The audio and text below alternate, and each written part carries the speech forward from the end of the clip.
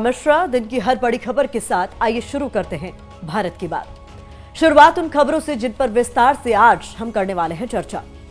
राहुल गांधी की बिहार यात्रा में आज प्रियंका गांधी की एंट्री हो गई। राहुल गांधी की यात्रा का पीएम फैक्टर क्या है, आज इसका विश्लेषण आपके लिए होगा। बारिश, बाढ़ के कहर से टूटते घर और पहाड़ तो आप देख रहे हैं, लेकिन क्या आपने जल प्रलय से टूटते सपनों को देखा है? अन्नदाता पर आसमानी क्रोध की रिपोर्ट आज आपको हम दिखाएंगे। राजस्थान में 28 अगस्त और 6 सितंबर को 2 दिन मीट अंडे की बिक्री पर बैन रहेगी। त्योहारों के नाम पर बार बार आपकी थाली से छेड़छाड़ क्यों की जा रही है? क्या अंडे के बाद अब प्याज लहसुन की बिक्री पर बैन की बारी है? यह खबर भी आपके लिए होगी। और हर दिन की तरह रात 8:30 बजे आप मेरे साथ देखेंगे स्पेशल रिपोर्ट पहाड़ फाड़ तबाही। सबसे पहले बात बिहार में राहुल गांधी की यात्रा के पीएम फैक्टर की करेंगे। इस पीएम फैक्टर के केंद्र में कांग्रेस सांसद प्रियंका गांधी है, जो आज सुपौल से राहुल गांधी की वोटर अधिकार यात्रा में शामिल हुई हैं। 10वें दिन राहुल गांधी की यात्रा मिथिलांचल में दाखिल हो चुकी है। मिथिलांचल को बीजेपी जेडीयू के सबसे मजबूत गढ़ में से एक माना जाता है। अगले 2 दिन तक प्रियंका गांधी यात्रा के साथ इस गढ़ में रहेगी। प्रियंका राहुल और तेजस्वी यादव के साथ घूमते हुए महागठबंधन के पक्ष में माहौल बनाने की कोशिश करें। अब आपको बताते हैं कि इस पीएम फैक्टर का पॉलिटिकल मैसेज क्या है। पीएम फैक्टर में पी का मतलब क्या है और एम किस तरफ इशारा कर रहा है? तो यहां पी से मतलब प्रियंका गांधी से है और एम का मतलब महिला वोटर्स है, जिन्हें साधने के लिए कांग्रेस ने प्रियंका गांधी वाला प्रयोग किया है। सक्रिय राजनीति में आने के बाद बिहार में प्रियंका गांधी का यह पहला बड़ा कार्यक्रम है। प्रियंका गांधी की यात्रा में शामिल होने की टाइमिंग भी बड़े संकेत दे रही है। ये टाइमिंग बताती है कि प्रियंका गांधी के जरिए कांग्रेस महिला वोटरों को संदेश देने की कोशिश कर रही है, क्योंकि आज हरतालिका तीज का पर्व है। पूर्वी यूपी और बिहार में इस पर्व की काफी ज्यादा मान्यता है। आज के दिन लाखों महिलाएं व्रत करती हैं। इसके अलावा मिथिलांचल में आज के दिन चौरचन पर्व मनाया जाता है।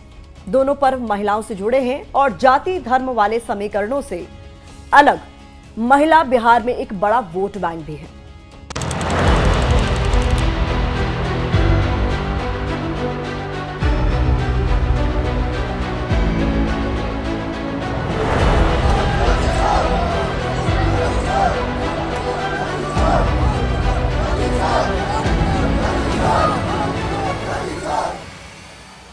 राहुल गांधी, प्रियंका गांधी और तेजस्वी यादव की तिकड़ी मिथिलांचल की सड़कों पर।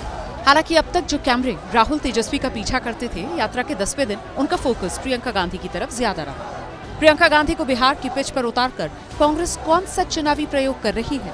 राजनीति के जानकार इसकी अलग अलग तरह से व्याख्या कर रहे हैं। मोदी जी ने लोकसभा के चुनाव में कहा था कि देशवासियों सावधान हो जाओ, ये कांग्रेस वाले तुम्हारी भैंस चुरा देंगे। कहा था कि नहीं? अरे हमें क्या पता था, ये तो वोट चुरा रहे थे। भैंस छोड़ो, ये तो आपकी वोट चुरा लिए।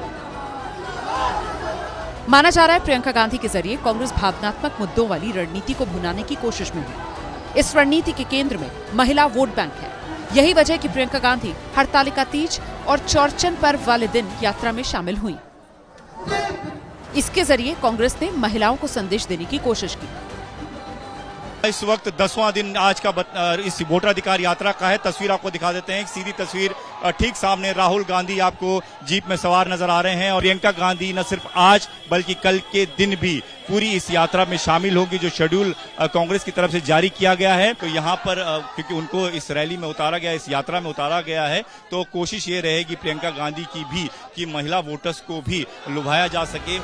प्रियंका गांधी के जरिए एक तरफ कांग्रेस अपने महिला कैडर को मोबिलाइज करने की कोशिश कर रही है, दूसरी तरफ बिहार की महिला वोटर्स को साधने की रणनीति पर काम कर रही है।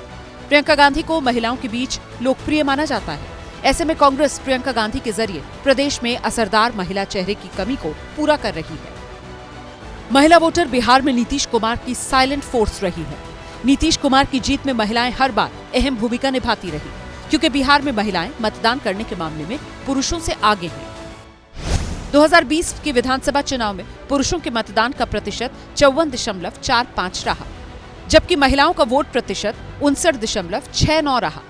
इससे पहले 2015 के चुनाव में 53.32% पुरुषों ने वोट किया और इस बार भी 60.48% मत प्रतिशत के साथ महिलाएं आगे रही। 2010 में पुरुषों का वोट प्रतिशत 51.12 रहा और इन चुनाव में 54.49% महिलाओं ने वोट दिया। ऐसे में कांग्रेस को लगता है कि प्रियंका गांधी के जरिए वो महिला वोटर्स को पार्टी के साथ जोड़ सकेगी। 1,40,00,000 आजीविका दीदियां हैं, anganwadi, ASHA worker, mid day meal, MNREGA में बहुत से काम करती हैं महिलाएं। और ये था कि प्रियंका जी के आने से इन महिलाओं को भी एक आवाज बुलंद मिलेगी, जो आज होते हुए आप देख रहे हैं। लगातार संवाद के माध्यम से उन्हें उनकी हिम्मत, उनकी ताकत हम बनाए हुए हैं। बिहार में महिला वोटर्स को सत्ता की धुरी माना जाता है। इसके पीछे एक बड़ी वजह है।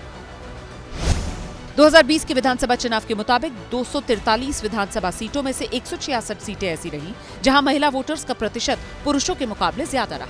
2020 के चुनाव में इन 166 सीटों में से बीजेपी ने 55 सीटें जीती, जबकि 37 सीटें जेडीयू के खाते में गई। वहीं इन सीटों पर महागठबंधन की जीत का आंकड़ा 60 रहा। 2020 के चुनाव में एनडीए ने मिलकर 125 सीटें जीती। इनमें से अकेले 99 सीट ऐसी थी जिन पर महिलाओं का वोट प्रतिशत पुरुषों के मुकाबले ज्यादा था। इसका मतलब ये कि बिहार में महिलाओं के हाथ में ही सत्ता की चाबी है। प्रियंका गांधी के जरिए कांग्रेस इसी चाबी को हासिल करने की कोशिश में है। देखिए, निश्चित रूप से हरतालिका तीज है और इस अवसर पर प्रियंका गांधी का आना, एक महिला, और महिला जब कोई बात को कहेगी, जब डिलीवर होगा तो आम आवाम उससे कनेक्ट करेगा। और ये हिंदू धर्म का, ये रीति सनातन धर्म का एक बड़ा पर्व माना जाता है महिलाओं के लिए ये विशेष तौर पर। तो ऐसे में प्रियंका गांधी का आज के दिन बिहार में रहना, बिहार के दौरे में रहना, वह कहीं न कहीं आपको स्ट्राइक करता हुआ दिखाई पड़ेगा। इसके अलावा कांग्रेस को प्रियंका गांधी के जरिए मिथिलांचल में मैजिक की उम्मीद है, क्योंकि ये इलाका कभी कांग्रेस आरजेडी का मजबूत दुर्ग रहा। बीजेपी जेडीयू की केमिस्ट्री से वो दुर्ग ढह चुका है। 2025 में कांग्रेस की कोशिश फिर से इस किले को मजबूत करने की है। जिस दिन प्रियंका गांधी वोटर अधिकार यात्रा में उतरी, उस दिन केंद्रीय शिक्षा मंत्री धर्मेंद्र प्रधान भी बिहार में थे। यहाँ एनएसयूआई के कार्यकर्ताओं ने काला झंडा दिखाकर उनका विरोध किया। इसके बाद बीजेपी युवा मोर्चा और एनएसयूआई के कार्यकर्ताओं के बीच जोरदार झड़प हुई। बीजेपी युवा मोर्चा के कार्यकर्ताओं ने लाठी डंडों और कुर्सियों से उन पर हमला किया। इस बीच जहां प्रियंका गांधी की यात्रा में एंट्री से महागठबंधन के दलों में उत्साह है, वहीं वीआईपी पार्टी के मुकेश सहनी की तरफ से सीएम उम्मीदवार को लेकर दिए गए एक बयान ने एक बार फिर कांग्रेस आरजेडी के बीच खींचतान बढ़ा दी है।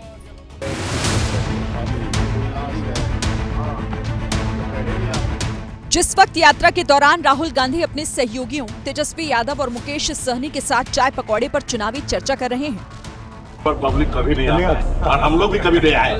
8 बजे से पहले लोग तैयार हैं। जो मोदी जी कह रहे हैं वही इलेक्शन कमिश्नर जो है वही करता है।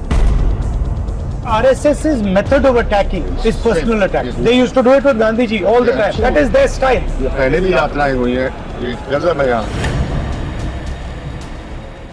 उस वक्त बिहार के सियासी गलियारों में महागठबंधन के मुख्यमंत्री उम्मीदवार को लेकर बयानबाजी तेज हो गई है। इसके पीछे महागठबंधन में शामिल वीआईपी पार्टी के प्रमुख मुकेश सहनी का एक बयान है। बयान में उन्होंने कहा कि सीएम उम्मीदवार का फैसला राहुल गांधी नहीं करेंगे, बल्कि गठबंधन के सभी दल मिलकर फैसला लेंगे। राहुल गांधी जी डिसीजन नहीं लेंगे कि सीएम तेजस्वी जी होंगे। गठबंधन के सभी दल जो है ना, वो सबको मिलकर डिसीजन लेना है और कोऑर्डिनेशन कमेटी बना हुआ, तो कोऑर्डिनेशन कमेटी पे ये सारी चीज चर्चा होगा। अगर व्यक्तिगत मुझसे पूछेगा तो मैं बोल सकता हूँ, तो राहुल गांधी जी व्यक्तिगत बोल सकते, लेकिन जब सिस्टम की बात होगा तो वो गठबंधन के प्लेटफॉर्म पे क्लियर होगा। उधर लालू प्रसाद यादव की बेटी और तेजस्वी यादव की बहन रोहिणी आचार्य अपने भाई की दावेदारी मजबूत कर रही है। उन्होंने कहा है कि बिहार की जनता तेजस्वी को मुख्यमंत्री देखना चाहती है। बिहार की जनता चाह रही है कि तेजस्वी मुख्यमंत्री बने, है ना। अब बाकी राहुल, बाकी सब कोई का एक साथ होगा मीटिंग, उसमें लोग डिस्क्लोज करेंगे। आप लोग के सामने थोड़ी बताएं। इन दोनों बयानों ने बीजेपी जेडीयू को महागठबंधन के खिलाफ हमला बोलने का एक हथियार दे दिया है। बीजेपी के नेता कह रहे हैं कि राहुल गांधी तेजस्वी को सीएम बनाने के लिए तैयार नहीं है। राहुल गांधी तेजस्वी यादव को मुख्यमंत्री के चेहरे के तौर पर स्वीकार नहीं कर रहे हैं। और जो मुकेश सहनी का बयान है वो तेजस्वी यादव के द्वारा दिलवाया गया बयान है ताकि राहुल गांधी पर दबाव बनाया जा सके। और ये स्पष्ट है कि राहुल गांधी के रास्ते अलग हैं बिहार के अंदर मुख्यमंत्री के चेहरे को लेकर के। और हालांकि ये बात भी सही है कि बिहार कांग्रेस के नेताओं या राहुल गांधी ने भी सीएम उम्मीदवार के तौर पर तेजस्वी यादव के नाम का खुलकर समर्थन नहीं किया है। हालांकि इसे बिहार में कांग्रेस की चुनावी रणनीति के तौर पर देखा जा रहा है। माना जाता है कि कांग्रेस सीटों की सौदेबाजी के लिए सीएम उम्मीदवार के तौर पर तेजस्वी यादव के नाम का समर्थन नहीं कर रही है। सीएम उम्मीदवार को लेकर कांग्रेस सीटों पर अपनी बार्गेनिंग पावर बढ़ाने की रणनीति पर काम कर रही है। यही वजह है कि कांग्रेस के नेता इस मुद्दे पर साफ साफ बोलने से फिलहाल बच रहे हैं। देखिए, ये एक ऐसा विवाद है जिसका ना कोई सर है ना पैर है।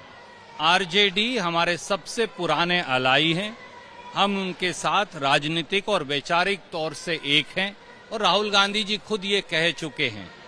ये लड़ाई राजनीतिक नहीं रही, ये लड़ाई देश और प्रदेश की जनता की लड़ाई है। ये बात किसी को भी कंफ्यूजन में नहीं रहना चाहिए, नहीं तो जनता का रिएक्शन होगा। मुख्यमंत्री का चेहरा महागठबंधन का 2020 में भी श्री तेजस्वी यादव जी थे, 2025 में भी इंडिया गठबंधन महागठबंधन में मुख्यमंत्री का चेहरा तेजस्वी जी ही हैं और रहेंगे। ये बिहार की जनता की है पुकार, हमें चाहिए तेजस्वी सरकार। फिलहाल अगले कुछ दिन राहुल गांधी की यात्रा को लेकर बिहार की राजनीति गरमाने के आसार हैं, क्योंकि प्रियंका के बाद तमिलनाडु के सीएम स्टालिन और समाजवादी पार्टी अध्यक्ष अखिलेश यादव भी यात्रा में शामिल हो सकते हैं। अब हम उस तबाही की बात करेंगे जिसे रोकना इंसान के लिए नामुमकिन हो गया है। मॉनसून के बादल उत्तर से लेकर दक्षिण तक जमकर बरस रहे हैं। पहाड़ी राज्यों में तो ऐसा लग रहा है जैसे बादलों का ब्रेक फेल हो गया है। उत्तराखंड की तरह हिमाचल प्रदेश में भी बारिश ने भारी तबाही मचाई है। लैंडस्लाइड की वजह से 500 से ज्यादा सड़कें बंद हैं, जिसकी बहुत बड़ी मार हिमाचल प्रदेश के सेब किसानों पर भी पड़ रही है। सेब किसानों का दर्द यह है कि फसल तो अच्छी हुई है, लेकिन ये उसे बेच नहीं पा रहे क्योंकि सड़कें धंस चुकी हैं और माल सप्लाई ठप है।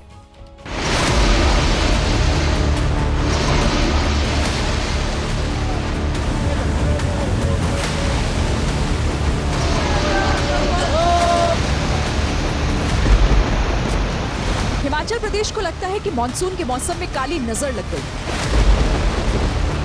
आसमान से बरस रही आफत तबाही लेकर आ रही है। यकीन नहीं होता तो कुल्लू के अखाड़ा बाजार का वीडियो देख लीजिए, जहां सिर्फ 8 सेकंड में ब्यास नदी में पूरा मकान समा गया। कुल्लू में पानी का वेग सब कुछ निकलने को तैयार है। तस्वीर भी कुल्लू की ही है, जहां नदी पूरी बिल्डिंग को निगल गई। हिमाचल में इस बार मॉनसून ने सबसे ज्यादा तबाही मचाई, जिसका सबसे ज्यादा असर कुल्लू में ही दिख रहा है।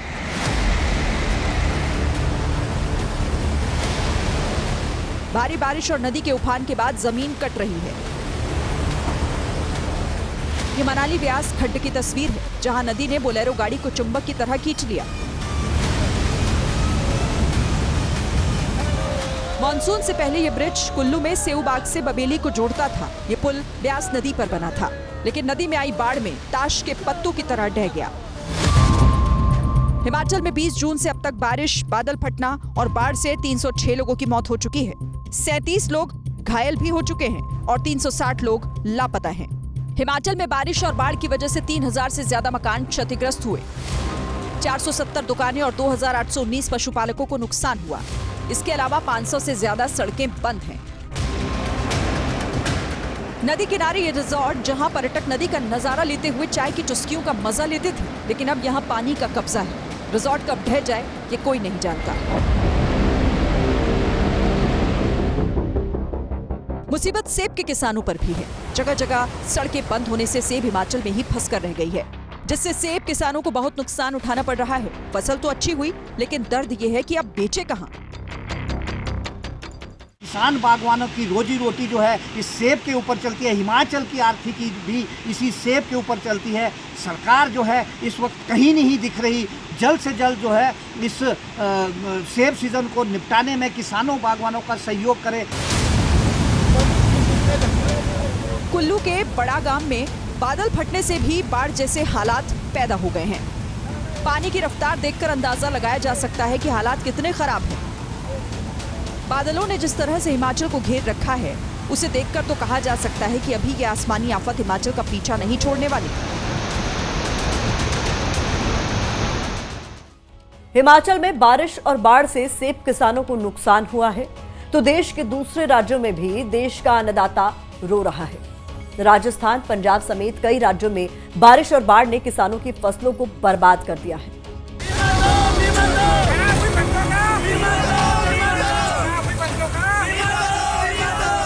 एमपी के सीहोर में किसानों का जल सत्याग्रह चल रहा है। किसानों की फसल प्राकृतिक आपदा में बर्बाद हो गई है, जिसके बाद इन्हें ना मुआवजा मिला और ना ही बीमा का पैसा। आज इस पानी में हम सत्याग्रह करते हैं कि हमको जब तक फसलों का बीमा नहीं मिलेगा हम यही सत्याग्रह करते रहेंगे और हमको बीमा चाहिए। भोपाल जिले की कुलासी नदी और सीहोर जिले की पार्वती नदी में किसानों ने बीमा कंपनी की अर्थी निकाली। यहाँ फसल खराब होने पर 80% किसानों को बीमा नहीं मिला, जिसके बाद किसानों को ये कदम उठाना पड़ा है।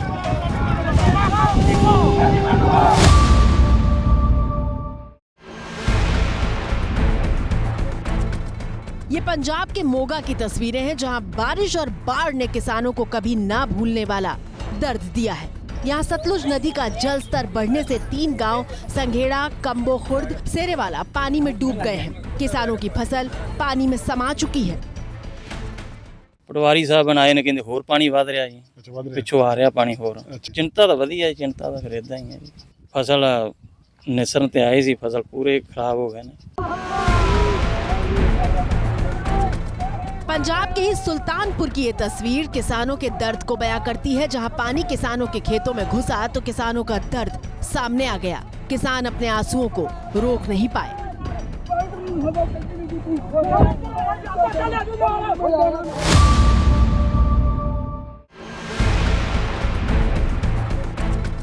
एमपी और पंजाब की तरह राजस्थान के किसान और लोग भी परेशान हैं। सवाई माधोपुर जिले में बारिश और बाढ़ से जड़ावता गांव में भूस्खलन होने से 100 फीट गहरी खाई बन गई है।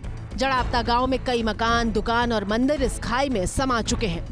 ये जगह जो सरकारी स्कूल है ये आपको हम दिखाएंगे।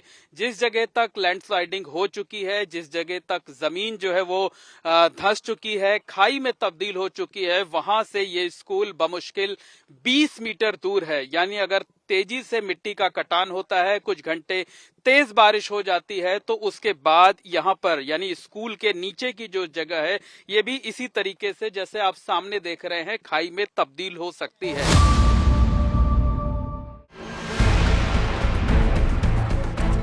अब यूपी के चंदौली की तस्वीर भी देख लीजिए।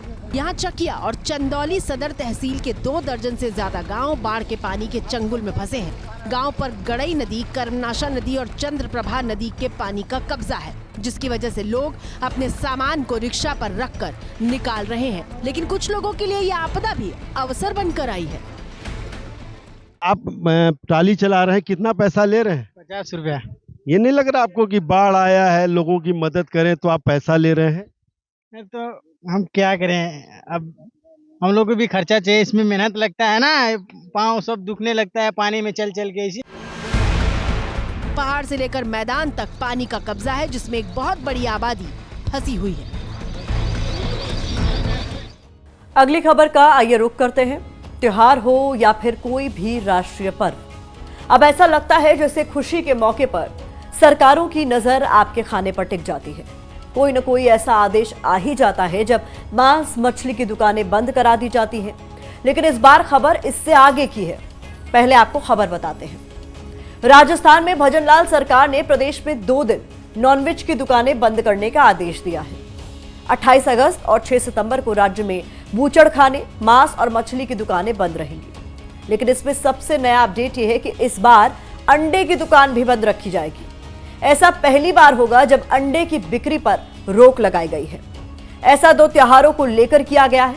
लेकिन सवाल यह है कि क्या खाना है, क्या नहीं खाना है, क्या यह भी अब सरकारें तय करेंगी?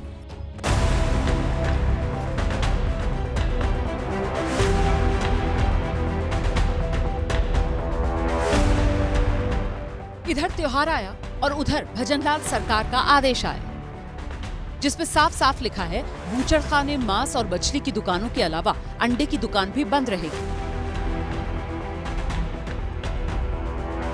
यानी सरकार की मार इस बार सिर्फ मांस मछली की दुकान चलाने वालों पर नहीं, बल्कि अंडा बेचने वालों पर भी पड़ेगी। कैसे, समझिए।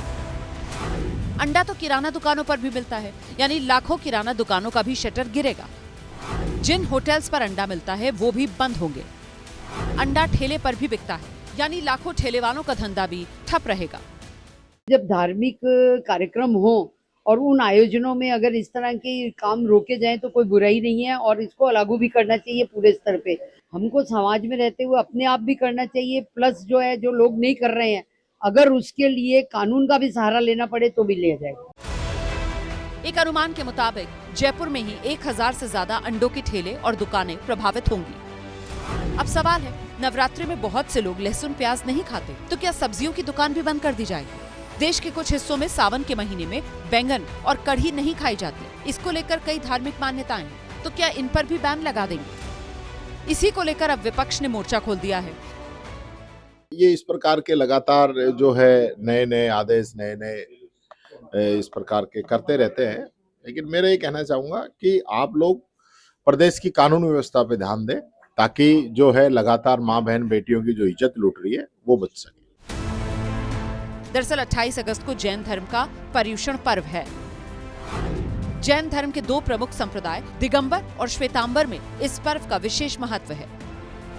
श्वेतांबर में ये पर्व 8 दिन मनाने की परंपरा है, जबकि दिगंबर संप्रदाय के लोग इस पर्व को 10 दिन मनाते हैं। इसके बाद 6 सितंबर को चतुर्दशी पर्व है। इस दिन गणेश चतुर्थी उत्सव का अंतिम दिन है। इसी दिन बप्पा को विदाई दी जाएगी। हमारे देश में हर महीने कोई न कोई त्योहार होता है। अगर ऐसे ही होने लगा तो सभी लोग अपने अपने त्योहार पर अपनी अपनी डिमांड रखने लगेंगे। कुल मिलाकर आपकी थाली में डिशेस कम और नियम ज्यादा परोसे जा रहे हैं। भारत एक त्योहार प्रधान देश है, यानी हर धर्म के अपने त्योहार हैं। लेकिन अब इन त्योहारों पर मनमर्जी के फैसले थोपने का ट्रेंड शुरू हो गया है। ऐसा ही रहा तो देश में खाने पीने के दिवस तय करने वाला कैलेंडर निकालना भी जरूरी हो जाएगा। इस कैलेंडर में क्या लिखा होगा वो भी जान लीजिए। सावन के महीने में आप मीट बेच खा नहीं सकते। नवरात्र के महीने में मीट की बिक्री और सेवन पर प्रतिबंध है। पर्युषण पर्व पर मीट अंडे बेचने खाने पर बैन। 15 अगस्त 26 जनवरी को मीट बेचने खाने पर बैन है। राजस्थान की भजनलाल सरकार ने भी इसी तरह का फैसला लिया है। इस पर जनता क्या सोचती है, आपको सुनना चाहिए। नॉनवेज की दुकानें और अंडे की दुकानें बंद करने का निर्णय लिया है, वो बहुत ही सराहनीय है। इसके लिए हम राजस्थान सरकार को धन्यवाद आभार करते हैं। आपने बोल दिया कि चिकन बंद कर दो, मटन बंद कर दो, मीट बंद कर दो। मैं तो ये कहना चाहता हूँ, एक्सपोर्ट बीफ का बंद क्यों हो रहा है? क्या ये आपने आदेश निकाला कि एक्सपोर्ट बंद किया जाए, मीट बंद किया जाए, सब कुछ बंद किया जाए? वो आपको गोल लेना देना नहीं, बस आपको आपकी नीयत पे खोट है। अगर इन 2 दिनों में बंद रखा जाए तो उचित है। गवर्नमेंट का आदेश पालन होना चाहिए। दूसरे के धर्म का भी एहतराम करना चाहिए। जो शराब की दुकान है हमारे जो आ रहा है ईद मिलादुल नबी, उसमें बंद होनी चाहिए। सभी खाते हैं तो इससे बंद करने से क्या होगा? कुछ मतलब नहीं, मकसद ही नहीं है इस चीज का। ये सारा धार्मिक के हिसाब से देखो या कैसे भी देखो, पर ये जरूरी है। और अंडे को अगर आप मानो ना मानो, लेकिन है तो नॉनवेज में ही आता है।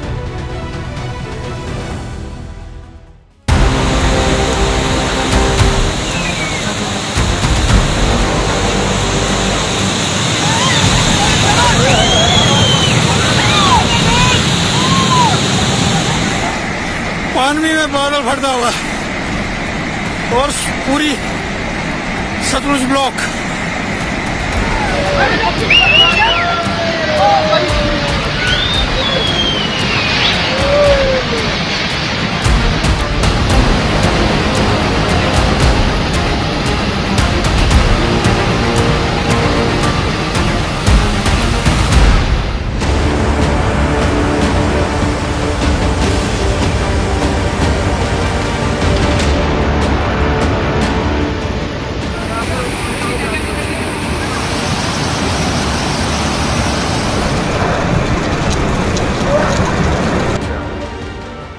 तस्वीरें जम्मू की है, जहां पर लगातार तवी नदी का जलस्तर बढ़ रहा है और तवी नदी के जलस्तर के बढ़ने के साथ ही इस तवी नदी के साथ के जो इलाके हैं वहां पर कटाव जारी है और इस कटाव के चलते, इस जमीन के इस कटाव के चलते यहां करीब आधा दर्जन से ज्यादा मकान गिर गए हैं।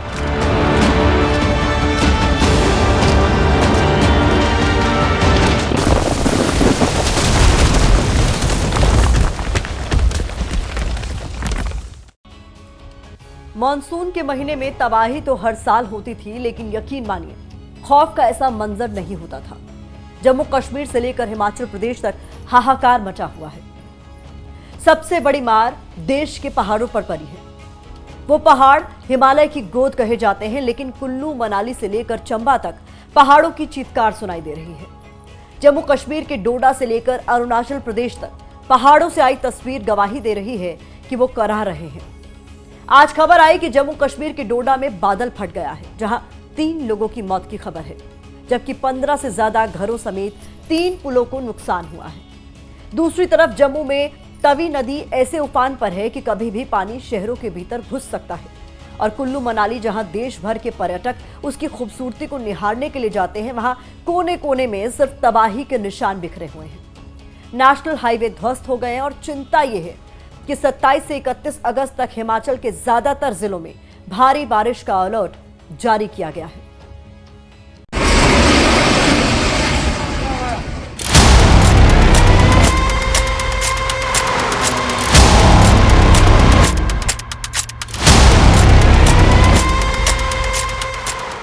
तबाही की ये तस्वीर बादलों के वार से कांपते हिमाचल प्रदेश के कुल्लू से आई है, जहां पहाड़ का जर्रा जर्रा थर्रा उठा है।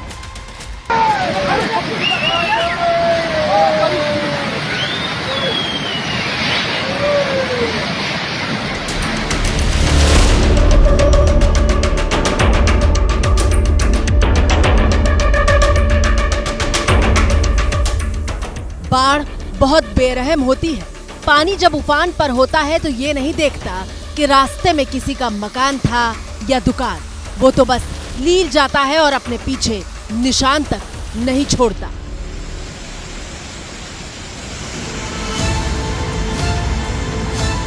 हिमाचल प्रदेश के कुल्लू मनाली में कोहराम मचा हुआ है। पहाड़ों से प्रलय की वो तस्वीर सामने आ रही है जो शायद पहले नहीं देखी गई थी।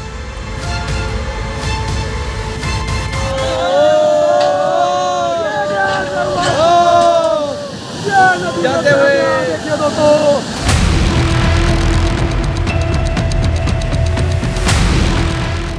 एक झटके में सैलाब पुल को बहा ले गया। कुदरत की चोट के ये निशान उसी कुल्लू से आए हैं, जहां देश भर के सैलानी सुकून की तलाश में पहुंचते हैं।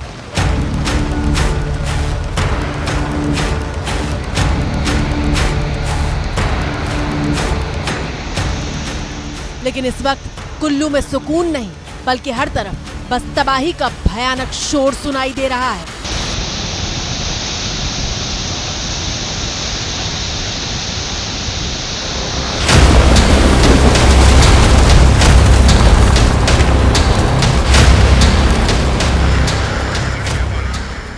सोमवार को हिमाचल प्रदेश में 24 घंटे के लिए रेड अलर्ट जारी किया गया था और रेड अलर्ट क्यों था इसके सबूत मंगलवार सुबह से ही आने शुरू हो गए, जब कुल्लू में बादल फटने की खबर आई। सैकड़ों टन मलबे के साथ नीचे आता पानी और उसका शोर सुन रहे हैं आप।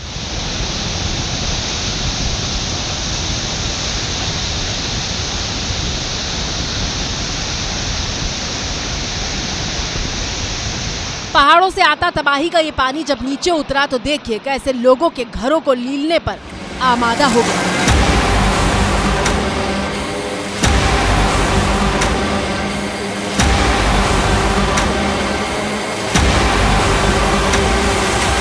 घरों के बाद सड़क से आई एक डरावनी तस्वीर देखिए।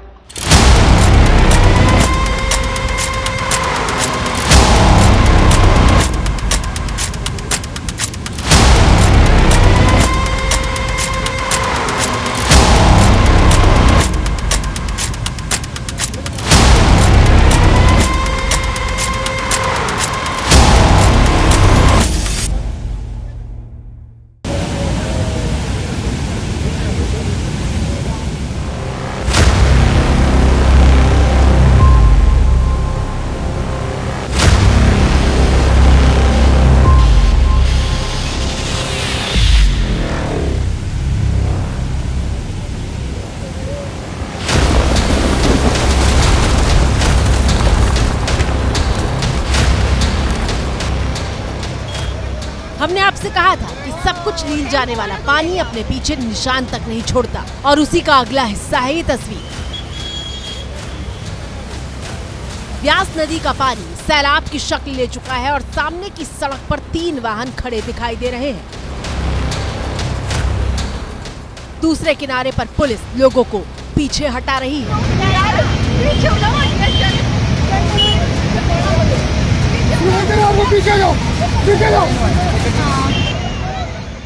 ऐसा लग रहा था कि किसी भी पल सामने वाली सड़क पानी में समाने वाली है।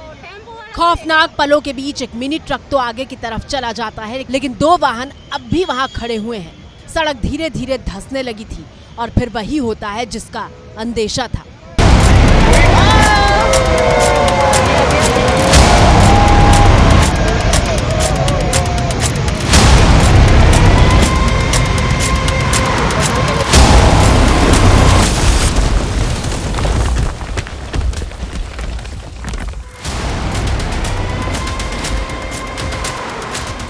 आपकी स्क्रीन पर मौजूद ये तस्वीरें कुल्लू के एप्पल वैली रिजॉर्ट से आई हैं। नदी किनारे बसा वो रिजॉर्ट जहां पर्यटक रुकते हैं, लेकिन इसकी सीमा को लांघकर नदी का पानी अब अंदर घुस चुका है।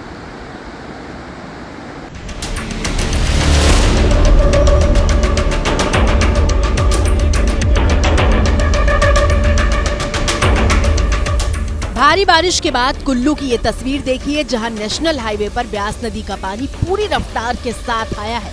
पानी की ताकत का अंदाजा इस बात से लगाइए कि हाईवे पर खड़ी गाड़ियों को पानी ठेल कर पीछे कर रहा है। जरा सोचिए, इन गाड़ियों में जो लोग मौजूद होंगे उन पर क्या बीत रही होगी।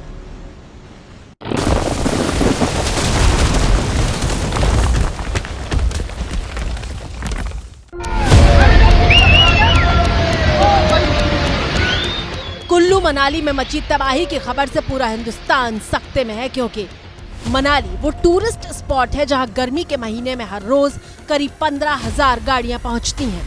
और यहां सिर्फ देश के ही नहीं बल्कि विदेश से भी पर्यटक घूमने आते हैं। जिस कुल्लू मनाली का पर्यटन हिमाचल प्रदेश की अर्थव्यवस्था की रीढ़ माना जाता है, उस पर पानी ने गहरी चोट की है।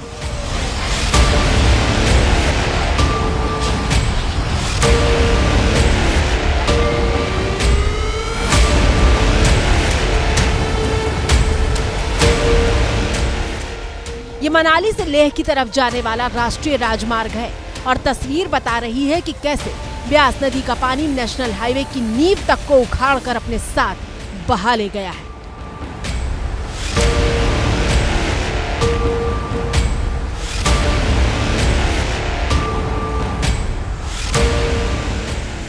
ब्यास नदी रौद्र रूप दिखा रही है और इस उफान के आगे बड़े बड़े लोहे के पुल भी दम तोड़ दे रहे हैं।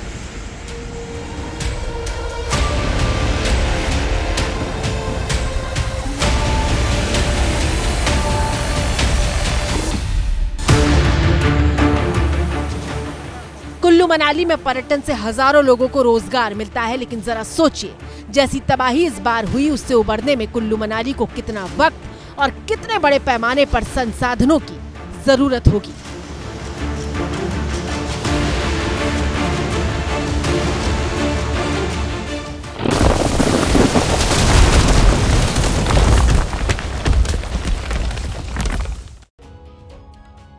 कुल्लू में लगातार 2 दिनों से बारिश हो रही है और ब्यास नदी का जलस्तर बढ़ चुका है। नदी जगह जगह सड़कें बहा ले गई है। मॉनसून के महीने में हिमाचल प्रदेश को बहुत बड़ी मार पड़ी है। तबाही का अंदाजा आप इस बात से लगाइए कि पूरे हिमाचल प्रदेश में 793 यानी करीब 800 सड़कें तबाह हो चुकी हैं। मंडी में तो 3 नेशनल हाईवे ही ठप हैं। बिजली के ट्रांसफार्मर फूके हुए हैं और पीने के पानी की आपूर्ति भी मुश्किल हो गई है।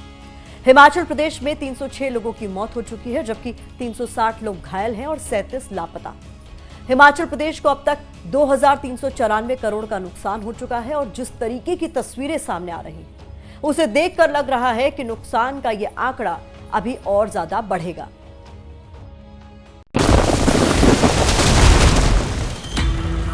यह है पहाड़ फाड़ तबाही का वो तांडव जिसमें हिमाचल प्रदेश का कांगड़ा भी थर थर कांप उठा।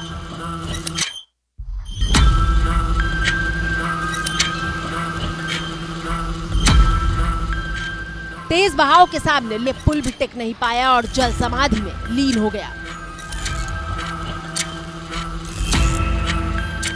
ये नदी नहीं बल्कि खड्ड का पानी है जिसने भारी बारिश में विकराल रूप ले लिया है।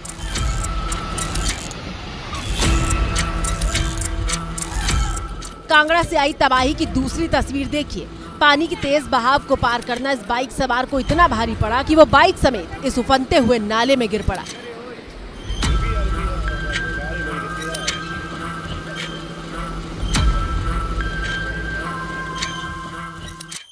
कांगड़ा में लगातार मूसलाधार बारिश एक दो नहीं बल्कि कई घरों को लील चुकी है।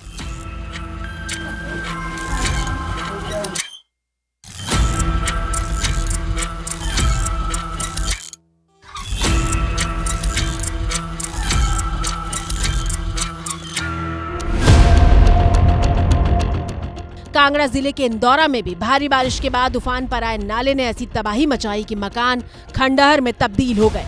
घर का सामान सड़क पर बिखरा पड़ा है और पीछे कुछ बचा है तो बस बेबसी के आंसू। कांगड़ा का इंदौरा टाउन जो है वहाँ भारी बारिश की वजह से जो वहाँ से खड्ड गुजरती है उसने जो अपना रुख बदला, उसने जो इंदौरा टाउन में तबाही लाई, उसकी तस्वीरें आपको दिखाते हैं। ये एक घर है, ये ऐसे बहुत सारे घर हैं यहाँ आस पड़ोस में जिनमें ऐसी तबाही हुई है। इस घर के हालात से हम अंदाज़ा लगा सकते हैं कि ये किस तरीके की तबाही जो है यहाँ पे हुई है। कमरे के अंदर पानी का लेवल क्या था ये देखिए आप, ये एक बिल्कुल सीधी लाइन जो है नज़र आ रही है। ये दरअसल वो लेवल है जहाँ पे पिछले कल पानी जो है भर गया था। ये आप साथ का एक और घर है, सारा का सारा जो है ये सामान जो है यहाँ पे बिखरा पड़ा है। दरअसल जहाँ तक मिट्टी नज़र आ रही है वहाँ तक ये पानी का लेवल था। इस घर के अंदर जो है कमरों के अंदर घुसा था। पानी बहुत तेज था, हम भी बड़ी मुश्किल से निकले। तो अभी क्या क्या नुकसान हो गया है आपका? सब कुछ चला गया। इतना टाइम ही नहीं मिला सर, जगदम पानी टूटा। यहाँ से देखो दीवार सारी टूट गई है। शॉप जितने भी हमने शॉप का सामान रखा था वो भी सारा बह गया हुआ है। टाइम ही नहीं मिला जी, दरवाजे बंद करने का टाइम नहीं मिला सर। क्या कर सकते हैं, आप तो फ्लो ही देख सकते हो पानी का कि जो जितनी धार इसकी तेज है तो कहाँ संभलने का मौका मिलेगा सर।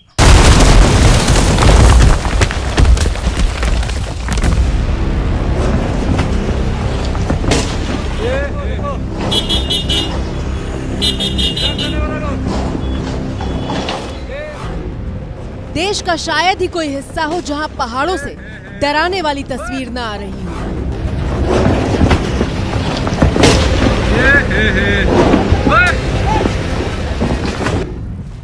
यहाँ पत्थर नहीं बल्कि मौत बरस रही थी। अचानक पहाड़ के एक हिस्से से तेजी से पत्थर गिरने लगते हैं और देखते ही देखते वहाँ खड़ी एक सफेद रंग की गाड़ी को तहस नहस कर देते हैं। ब्रेक मारो, ये देखो देखो। ब्रेक करो। इसके बाद तो वहाँ हड़कंप मच गया और जिसको जहाँ जगह मिली वो बस भागता नजर आया। ब्रेक मारो, ये देखो।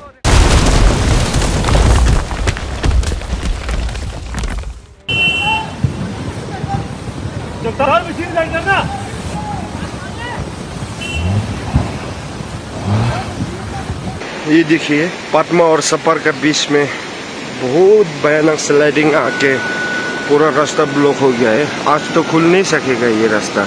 इसका अंदर में एक फौजी गाड़ी दबा हुआ है, जिप्सी। एक तो आदमी तो कुछ नहीं हुआ, आदमी निकल सका लेकिन गाड़ी को पूरा दबा दिया।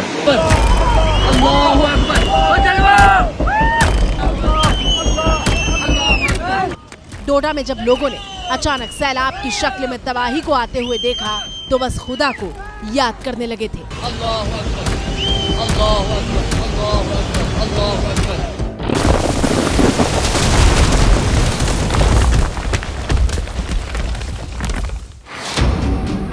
इसे तबाही की दस्तक न कहें तो क्या कहें। इस पुल के पिलर से टकराकर कई फीट ऊंची उठती लहरें बता रही थीं कि ये दस्तक कितनी खतरनाक है।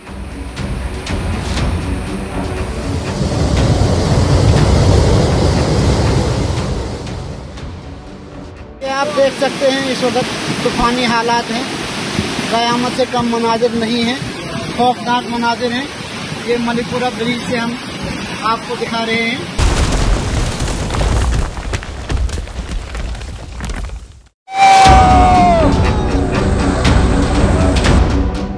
चिनाब नदी के किनारे रहने वाले ज्यादातर लोगों को बचा लिया गया है और डोडा शहर से लेकर किश्तवाड़ तक के लोगों से अपील की गई है कि वो अपने घरों से बाहर ना निकले। देख इधर कितना नजदीक दिख रहा मुझे, मोबाइल में देख रहा। हमें बहुत शिकायतें आ रही हैं कि लोग लकड़ी कलेक्ट करने के लिए अपनी जान को जोखिम में डाल रहे हैं। प्लीज ऐसा ना करें। जो हमारे लोग अननेसेसरली ट्रेवल करना चाह रहे हैं, कुछ लोग तो ऐसे भी हैं जो पानी को देखने के लिए आगे आगे आ रहे हैं, तो प्लीज ऐसा ना करें। नेचर से ना कोई लड़ पाया है, ना कोई लड़ पाएगा, और कुदरत का टेस्ट ना लें। दूसरी तरफ जम्मू की तवी नदी भी अपना तांडव दिखा रही है। जम्मू के भगवती नगर से आई तस्वीरें देखिए, जहां बारिश की वजह से चौथा पुल धंस गया है और गाड़ियां उसमें समाई हुई दिख रही हैं। जम्मू के कठुआ में हालात कितने भयावह हो चुके हैं वो इस तस्वीर में देखिए, जहां पक्के मकान आधे से ज्यादा पानी में समा चुके हैं और लोगों को बचाने के लिए रेस्क्यू ऑपरेशन चलाया जा रहा है।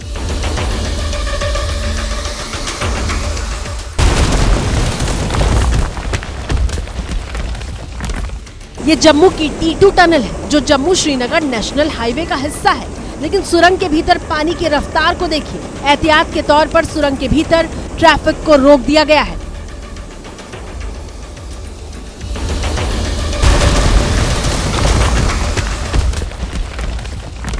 किया जाता है, पानी का जलस्तर बढ़ रहा है, छतों के ऊपर कोई ना जाए। एबीपी न्यूज संवाददाता अजय बाचलू दिखा रहे हैं कि कैसे जम्मू में तवी नदी के उफान पर आने के बाद हालात को संभालना एक गंभीर चुनौती बन गया है। तवी नदी ने रौद्र रूप ले लिया है। तस्वीरें आप देख सकते हैं कि किस तरह तवी नदी का पानी जो है खतरे के निशान से काफी ऊपर बह रहा है और कुछ ही इंच की दूरी है जब ये पानी पूरी तरह से तवी पुल को भी अपनी आगोश में ले सकता है। पर तवी नदी पर किसी को भी जाने की इजाजत नहीं दी जा रही है और लगातार किस तरह से पिलर तक पानी यहाँ टच हो रहा है।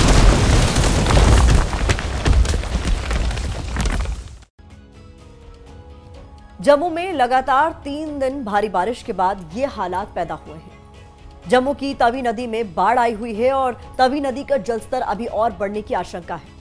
पुलिस ने जम्मू के 10 जिलों में अलर्ट जारी कर दिया है और जम्मू के निचले इलाकों को खाली कराया जा रहा है। लगातार अनाउंसमेंट करके जनता को सावधान किया जा रहा है। एबीपी न्यूज पहाड़ से मैदान तक नदी के किनारे बसे लोगों से अपील करता है कि अपना बहुत ज्यादा ख्याल रखिए, क्योंकि बारिश के बाद हालात बेहद नाजुक हैं। इसी के साथ भारत की बात में मुझे दीजिए इजाजत। कल रात 8 बजे आप सभी से फिर होगी मुलाकात। नमस्कार।